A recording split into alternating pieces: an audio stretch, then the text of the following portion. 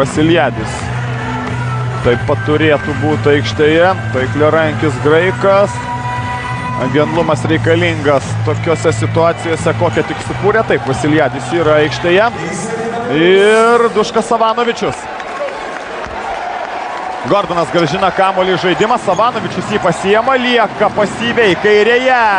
Zoranas Planiničius, Savanovičius netaikliai ima kamuolį Langfordas ir pastarajam kerta per rankas Kostas Vasiljadis. Štai tokia situacija Abdi Pekči arenoje.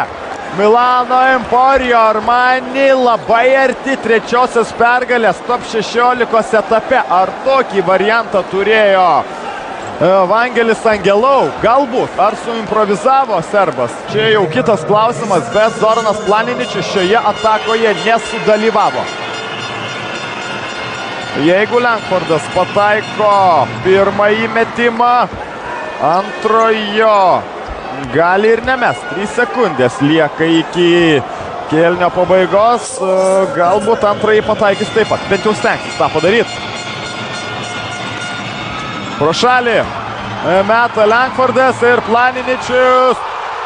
Per visą aikštelę pataiko Zoranas Planiničius. Ir ar jūs galite patikėti, kas atsitiko čia Abdi Pekči arenoje? Neįtikėtina.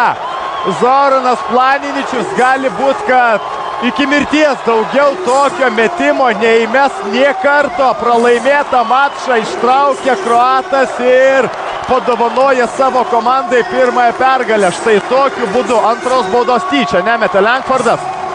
Planiničius nustebino visus. Fantastiškas kroato metimas ir Anadolu švenčia pirmąją pergalę.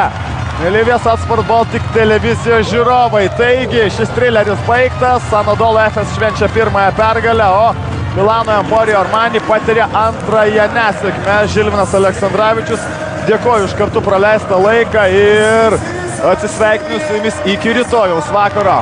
Likite sveiki.